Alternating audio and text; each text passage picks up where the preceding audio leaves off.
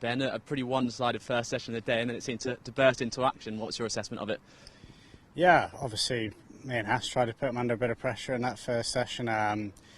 There was plenty in it. I think we saw that throughout the day, and even tonight I feel like we could have had a few more wickets. So yeah, the main thing for me really, I kind of assessed that pitch and realised it was going to do a bit and try and score as quick as I could and find ways to kind of put the pressure back on the bowlers. It's just a shame one of us didn't go on and get a really big score, but yeah, I think all day there was a ball in that wicket, so yeah, fingers crossed tomorrow will be the same. How do you balance it when you get here and it is sort of very typical April conditions, overhead, the grass is a bit green? Is the idea just to go a bit harder and try and put as much pressure on the bowlers as you can?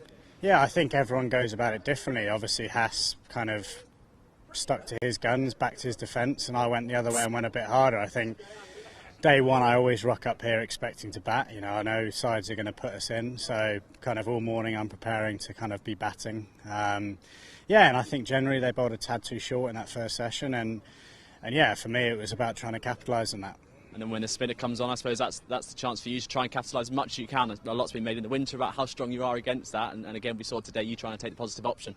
Yeah, well, my good friend Leach, it's just when he first came on I thought, well, I know I did reverse sweep in second ball, but I was thinking, how am I going to go about this? And straight away I thought, I'm facing a left arm spinner and it's not turning and it's nipping around at the other end, so yeah, I'm actually gutted I didn't go a little bit harder and try and hit him for a few more sixes. But I knew kind of I've faced him enough this winter. I kind of knew where he was going to land the ball and stuff, and yeah, we had a bit of a good fun out there, and yeah, I think I had him today.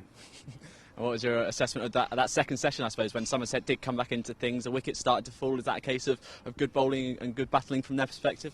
Yeah, I think they were always going to have a few words at lunch and try and bowl better than they did in that first session. I feel like 250 we're probably over par there being stuck in. Without being negative, there was always going to be a period where they were probably going to get on top of us and take wickets. And really important lower order runs there from the tail to kind of get us that first point. And actually having a bowl tonight, getting a couple, you stick two on that tomorrow morning and we're in a great position. Yeah, as you say, with 250 sort of being above par in your opinion, how important is it that you got those wickets both for the momentum and so that you can come back tomorrow with your tails up?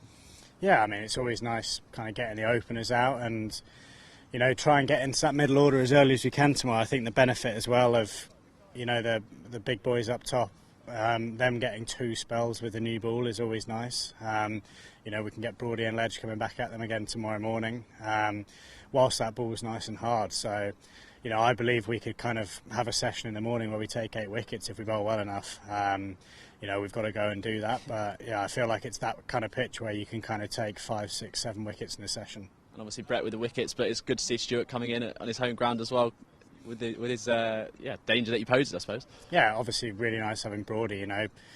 Regardless of what he's doing, the batters are facing one of the best bowlers ever, so it's always nice having him.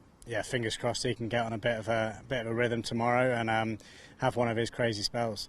Thanks, Ben. Cheers, thanks.